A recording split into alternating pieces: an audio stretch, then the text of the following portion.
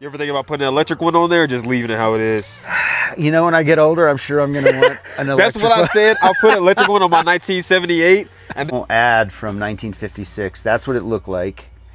You know, all the features and benefits of the Model 1500. Hi, my name is Phil Montano. I own this 1956 rebuilt Shasta. It took us about 2.5, almost 3 years to rebuild it from the ground, from the floor up.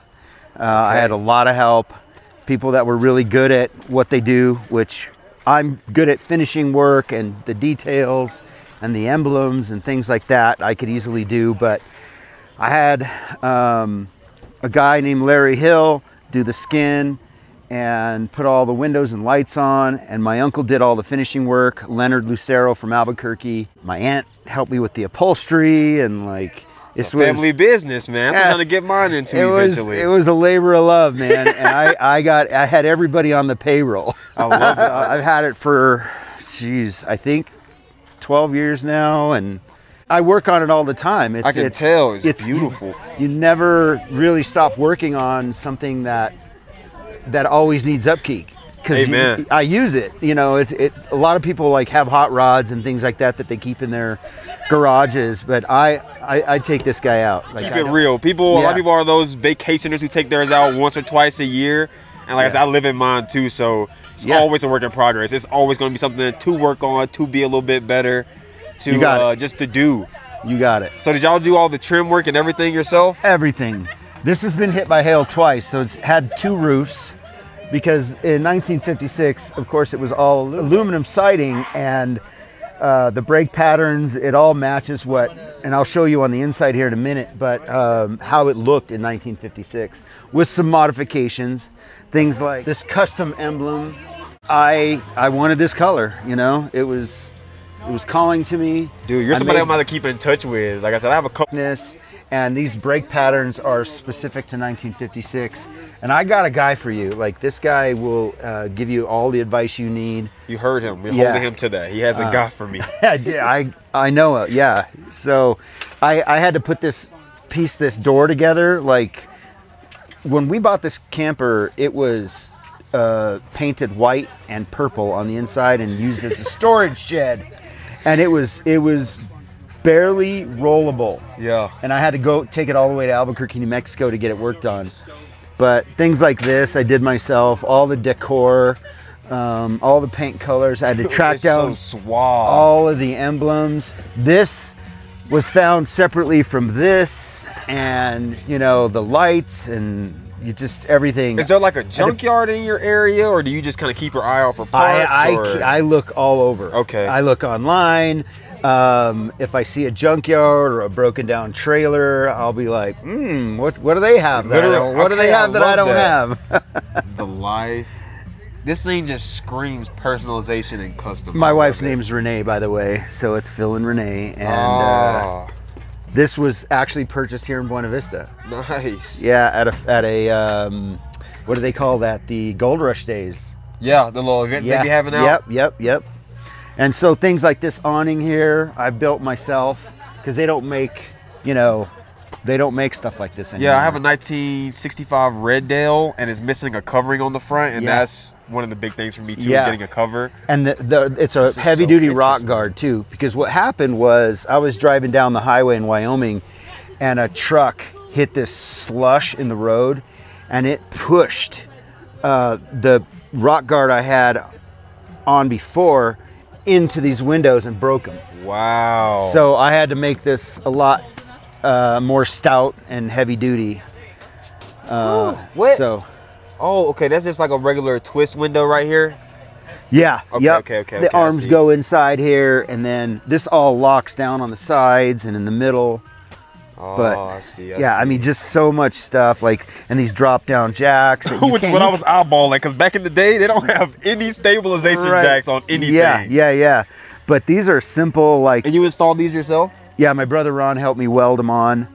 But these are low profile. You can't actually see them at all when you're driving down the road. Yeah, I had a pop-up with those. They kind of like push up into themselves. Yeah. I like those a lot. Yeah. Like I said, they don't have stabilization at all back in the day. It's like all the roads were perfect or something. I don't get it. Yeah, you got it. And then I had to, I'm a graphic designer too, so I redesigned the Shasta logo. And I sent the artwork to a company that does the vinyl cutouts.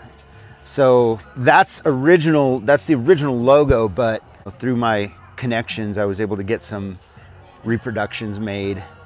And this is still the original tone jacket, yeah, I'm guessing? It is. It is. You ever think about putting an electric one on there or just leaving it how it is? You know, when I get older, I'm sure I'm going to want an electric That's what I said. I'll put an electric one on my 1978, and that was the reason. I was like, if I ever sell this or someone older gets in here, they're going to love the ease of convenience because, especially, does yours not hit this box right here? Yeah, it does. But you just kind of have to lift it up and twist it. Yeah. It's gonna be electric one coming soon. See, I can trade. And this awning that you put on there aftermarket as well. Yeah, that comes out and it'll hold up real well in a storm. Is this one of the ones that kind of comes out and it has like extra feet you put on it, or? You have to drop down poles. Okay. And then I crisscross 2 other poles through the middle so that the roof kind of goes upward. So rain doesn't kind of like puddle in there? Yeah, exactly. Smart. Exactly. Of course, we camp and fish all the time. We've been doing it since we were in diapers, you know, and thanks to my dad for getting us outside. That's why we do this, because it's little things like this. Yeah. And because of the door, like I had to add an extension on here to lock the door easier. You know, just little things that like these old campers aren't. They don't think about them when they made them. Yeah, exactly. That's what I be saying. Just a little bit of modernization goes a long way, though. Yeah. This is solar. This is. You have solar panels on top? Yeah. Man. So this is off the grid. If I want it to be off the grid, like that. Completely off the grid. Completely off the grid. I have a guy I'm meeting this winter. I meet him. I go up to North Dakota and drive annually. Yeah. And he owns a solar company. And he wants me to go down to Quartzsite, Arizona, because he goes there every year.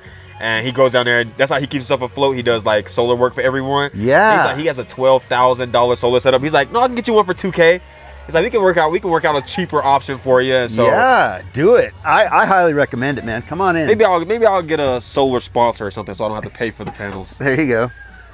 Oh, I love the Shasta. I love the details. Shasta is one of my dream was to get, because I love.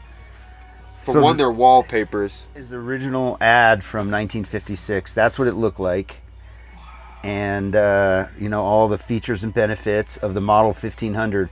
So Shastas typically have a metal wing back here. Yeah, the lady down who lives right next to me, my neighbor. Yeah, she has one. I don't know what year it is, but she has the old wing on hers. And so this was pre-wing. This is older. This is a more rare, even more vintage camper. Yeah, because it was pre-wing. Pre-wing. Oh, jeez, I love it. One day I'll get a Shasta under my belt, I think. There you go. Oh, I love this setup. The rounded back does so much. Yeah, it really, really does. Like it's, you know, we have all the modern amenities too, but at the same time we tried to keep the vintage feel, the vintage layout. Oh yes. And I'm an avid fisherman as well. Look at the price on this guy, $4.99. You can't even buy one fly for, or $149. You can't even buy one fly for $149 now. Keep those in the package. Yeah. When I got that Rambler, I found a bunch of VCR tapes, and I plan to go get like a bunch of jewelry authenticated too. But a bunch of old, just vintage stuff they left in there that I want to end up. Yeah. Dude, I love this so much. Like you said, you kept the vintage, but also did modernizing what needed to be. Yeah, and little things like that people don't know is my wife is Renee is a blonde. And you got her playing with a fishing pole and like messing with this guy's hat while he's sleeping, and he's got dark hair, of course, like me. But we thought that was funny. Like we had to have that. 2 peas in a pod. That's right. We have to have that in the camper. And so all of this is, you did all of this. Yeah, my uncle Leonard Lucero did all of this woodwork, and he is a master. And literally, how did he get the curve?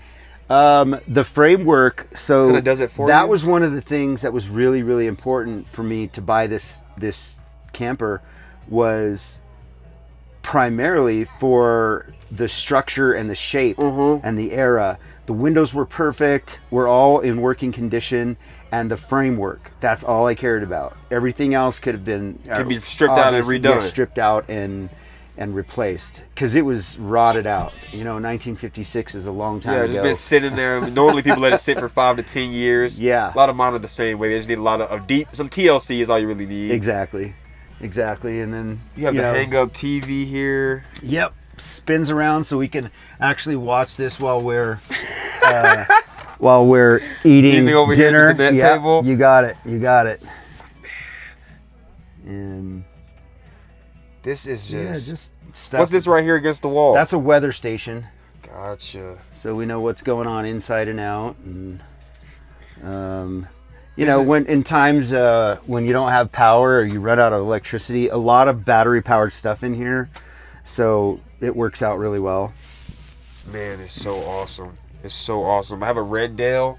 Reminds me very similar to this. It maybe has an extra 5 feet on the back.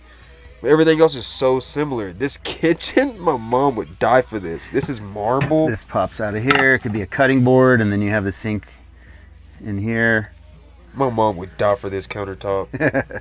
It's a little heavy, but you know, it's awesome. It's you know, it feels really good. And my uncle did like a river right here. This is like a river pattern. Jeez, but he did. Man. Hey, I mean, he missed no detail at all. At all. I would not have believed you if you told me that you could have told me you bought this like straight out of the store. This is nuts. Yeah. I'm trying to be well connected like you. This is crazy. Yeah, I was lucky enough to have such a talented family and friends. It's just a small details. Yeah. Yeah. Wow. This is, like I said, this is what I'm going to have my family at. I want to end up getting us some land. My little brother, my sister, all of us kind of do our own thing. She's an artist, so we're her to kind of do the painting. Maybe my little brother do deconstruction and stuff. Yeah, yeah. But man, this is so... What kind of wood is this? It's maple. Maple. Yeah, it's super hard. It's very, very hard and very stout. It looks so nice. I've actually off-roaded with this camper, with the Hummer. With the H3, pulling it up and speaking of the Hummer, down can we get road. a look at that beast? Come on. We gotta see what we pulling this beauty with. You want me to shut this for you? Sure. There you go. There you go. And then that slides over. You got it, dude.